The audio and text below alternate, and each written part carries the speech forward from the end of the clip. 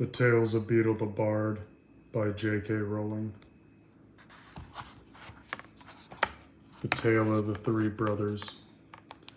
There were once three brothers who were traveling along a lonely, winding road at twilight. In time, the brothers reached a river too deep to wade through and too dangerous to swim across. However, these brothers were learned in the magical arts, and so they simply waved their wands and made a bridge appear across the treacherous water. They were halfway across it when they found their path blocked by a hooded figure, and Death spoke to them. He was angry that he had been cheated out of 3 new victims, for travelers usually drowned in the river, but Death was cunning. He pretended to congratulate the 3 brothers upon their magic, and said that each had earned a prize for having been clever enough to evade him.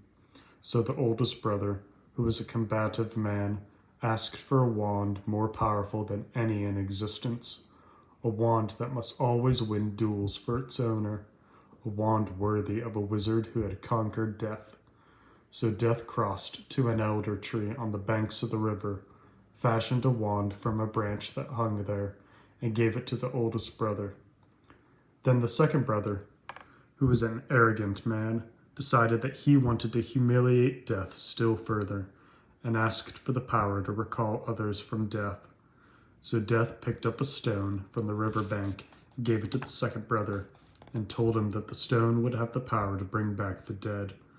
And then Death asked the third and youngest brother what he would like.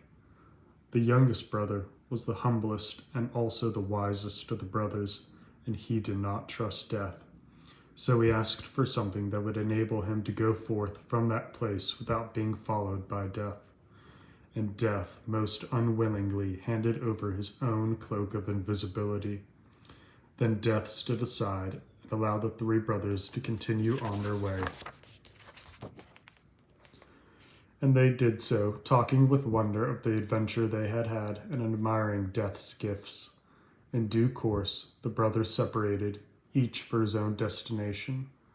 The first brother traveled on for a week or more, and reaching a distant village, sought out a fellow wizard with whom he had a quarrel. Naturally, with the elder wand as his weapon, he could not fail to win the duel that followed.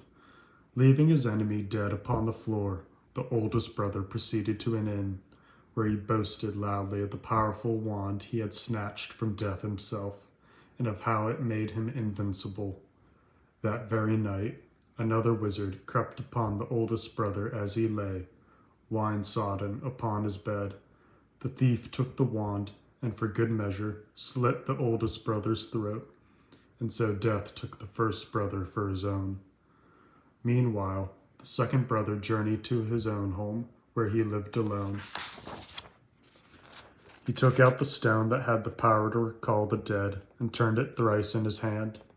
To his amazement and his delight, the figure of the girl he had once hoped to marry before her untimely death appeared at once before him.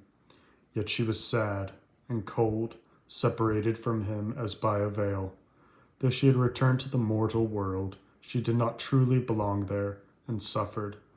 Finally, the second brother, driven mad with hopeless longing, killed himself so as truly to join her. And so Death took the second brother for his own. But though Death searched for the third brother for many years, he was never able to find him. It was only when he had attained a great age that the youngest brother finally took off the cloak of invisibility and gave it to his son. And then he greeted Death as an old friend, and went with him gladly, and equals, they departed this life.